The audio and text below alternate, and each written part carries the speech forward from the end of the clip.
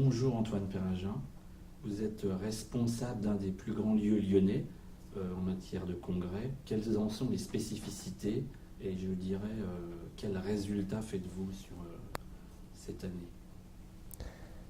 Les spécificités du lieu sont celles d'un grand site de congrès dans une grande ville, dans une grande métropole européenne.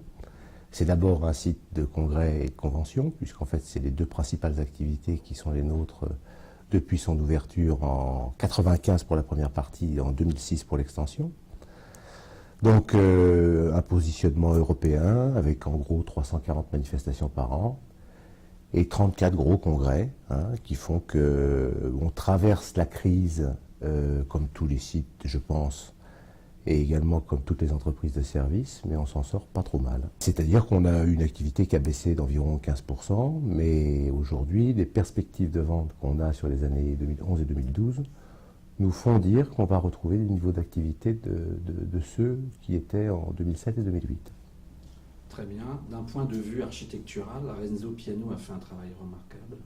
Pensez-vous que son savoir-faire en la matière a été ou est de nature à combler pleinement les PCO? Piano, c'est un architecte mondialement connu, c'est un type qui a beaucoup de talent. On a eu la chance de travailler avec lui, c'est-à-dire que dans la phase de définition de programme et dans les phases d'APD, on a travaillé avec les équipes d'architectes pour définir fonctionnellement le centre de congrès. Et on a eu l'intelligence également de faire, j'allais dire, des groupes tests. Bien évidemment, les PSO en ont été, et c'est-à-dire qu'ils ont pu définir quels étaient leurs besoins.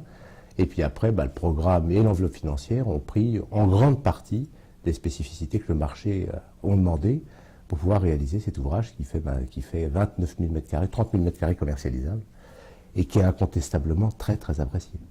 Avec une salle de 3000 places.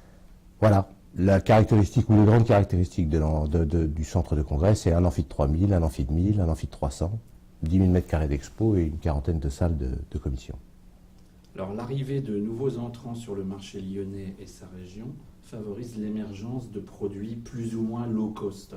Compte tenu de votre appartenance au groupe GL Evans, vous battez-vous à armes égales? Qu'apporte le groupe pour faire face à ces nouveaux entrants? Moi, je dirais que chacun est sur son marché. Il faut des produits haut de gamme, il faut des produits moins haut de gamme. Et je pense que c'est le jeu de la concurrence. Chacun est sur son secteur et sur la gamme de produits qu'il veut mettre sur le marché. Il n'y a pas à proprement parler de concurrence. Je pense que de toute façon, dans tous les cas, c'est le client qui choisit et c'est le client qui est le patron et qui décide in fine quel est le site qui correspond mieux à son attente. Donc, au plus d'être concurrent, au plus ça crée pour moi de l'émulation. J'estime qu'on n'est pas particulièrement sur le même marché. Donc, respectivement, pour chacune des entreprises qui gèrent les établissements auxquels vous faites référence, c'est à eux de faire un bon marketing et pas de se tromper sur le positionnement qu'ils ont. Mais l'appartenance au groupe GL Evans, c'est plutôt une force.